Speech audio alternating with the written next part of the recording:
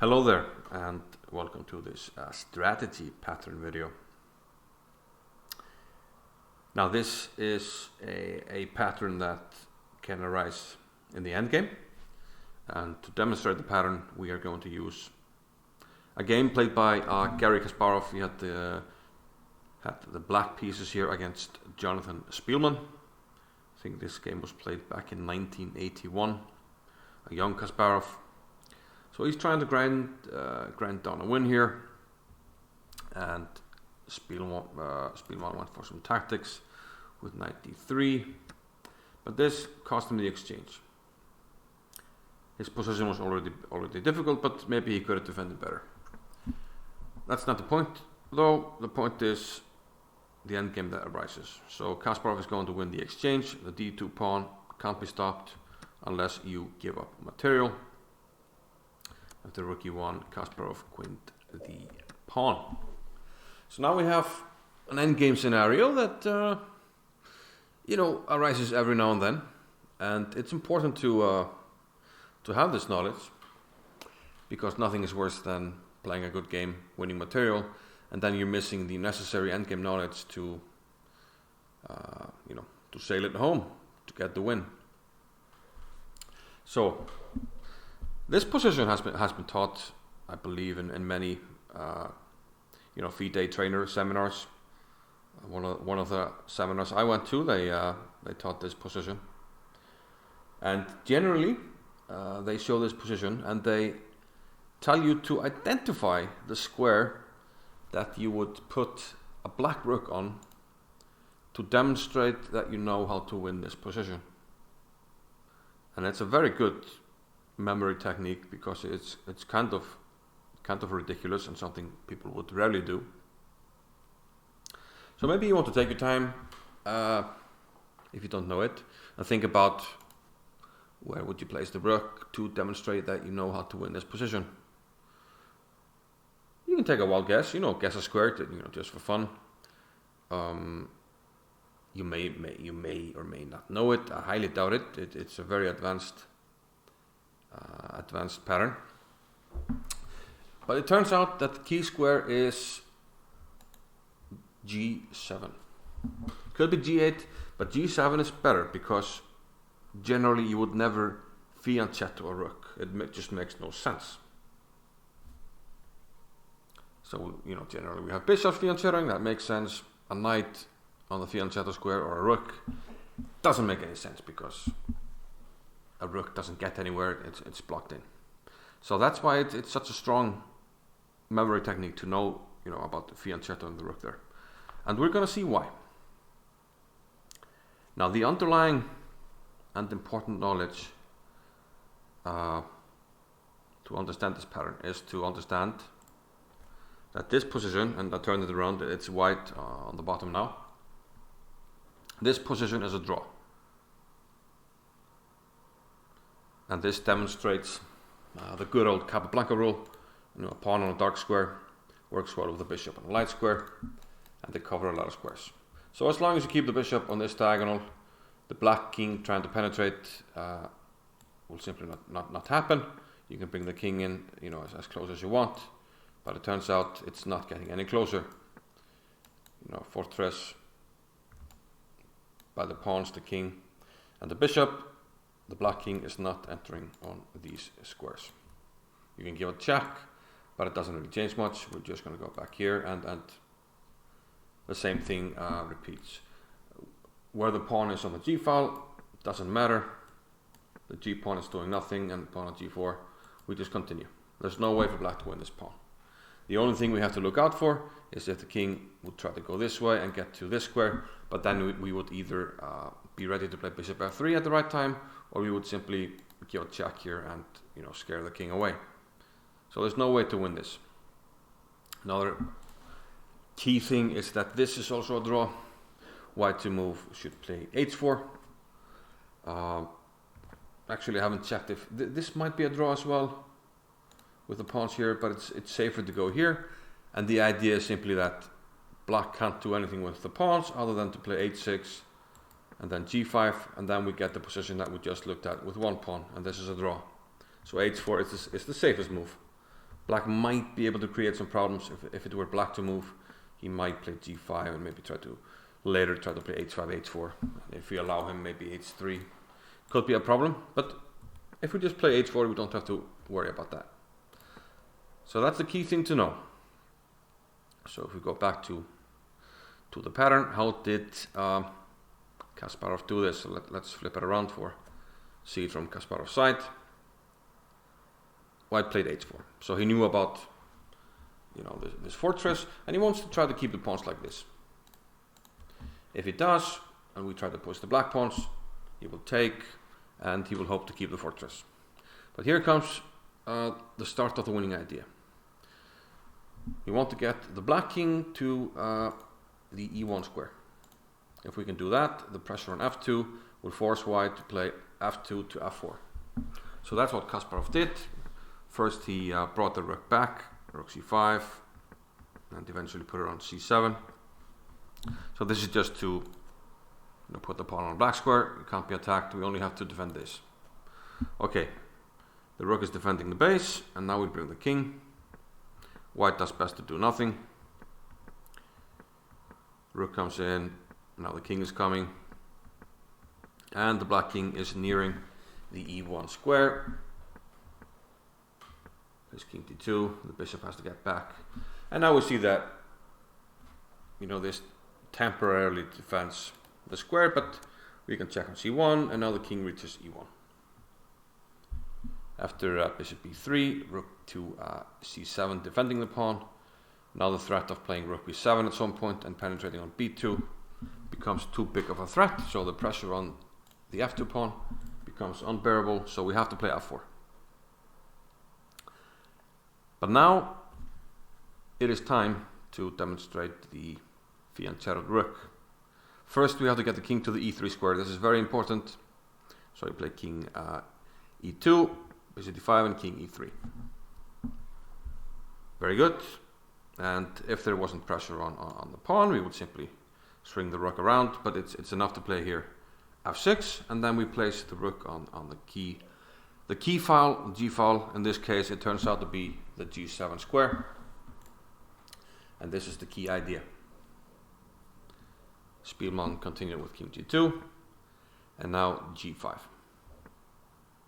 Speelman took with the h pawn, and which pawn do you think Kasparov took back with? Think about the positions I just showed you. If you take with the f pawn, I will take back, and now you can't take with the pawn. Remember, we already had this is a draw, so you would have to take with the rook, but this is drawn. White just waits. We can actually push the pawn here, but now we have king h3, and even though the king enters here winning this pawn, we're just in time with counterplay, and we're going to win the h5 pawn. Then we're going to go to the correct corner, and this should be elementary knowledge that bishop draws against the rook. All you have to do is bring the bishop close to the king, be in the correct corner, and there's no way to make progress. So this is what happens if black takes with the f pawn. But what's the difference if he takes with the h pawn? He did so. Speelman took with the f pawn. And again, if we take here, we know this is a draw. So Kasparov took with the rook. Speelman resigned. The difference between having the pawn on the f file and the h file is that the pawn on the f file can push to f4. And here, white can only wait, and we push f5, and now we're threatening to push f4 and win the pawn. To defend against this, we can only play a move like king h2 or king h3, but then we enter the position, king here, and we're going to win the g3 pawn. Note that we can win the f5 pawn, but that doesn't matter. We have the opposition here. So once you take, I will play this move, take your bishop, bishop move somewhere, I give you a check, and now you're in the incorrect corner. So you can be put in Zugzwang if you're in the right corner. It's always a stalemate, but now I can just play the rook back. There's no stalemate because you can go to the corner and it's mate. So this is very important. this can be the difference between drawing and losing a game. So this is the Fianchettoed Rook. And it all started, see if I can find the position. Started way back here.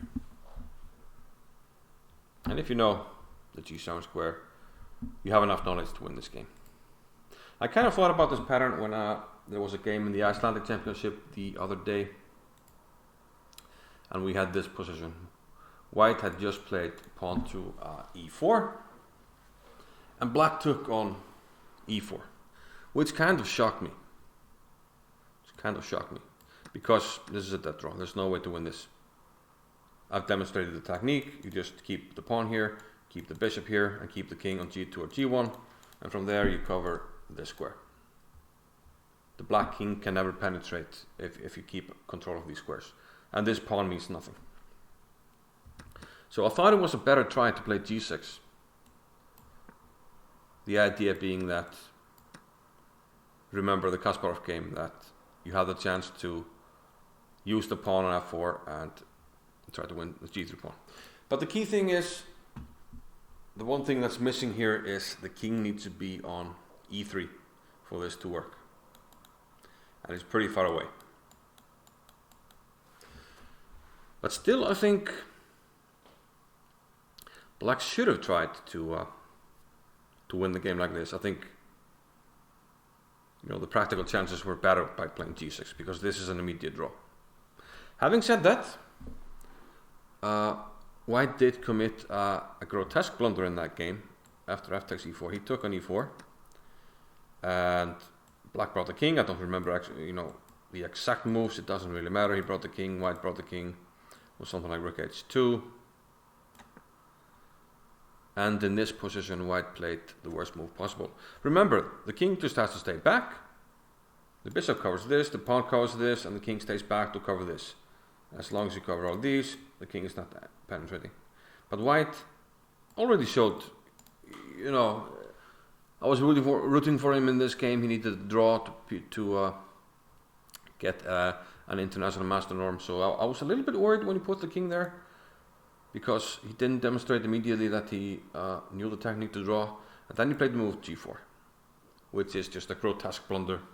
And in fact, he resigned, realizing what he had done after this move. He just resigned.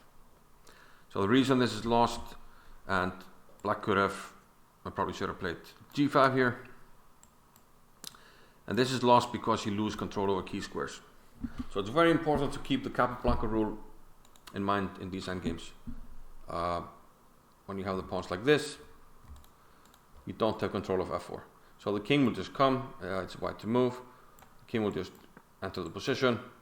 We're going to play something like this. It's going to be a pin. You're going to lose control. I'm going to enter here, and you're in trouble. Let's actually try to defend a little bit better. Let's place the bishop somewhere and try to defend the pawn.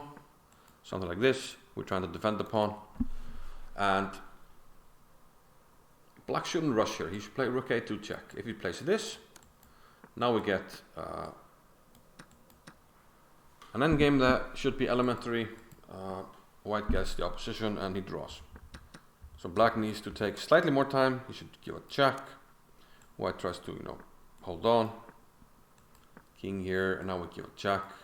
And now we can't go back because rook check, and then we go here, and it's going to be mate.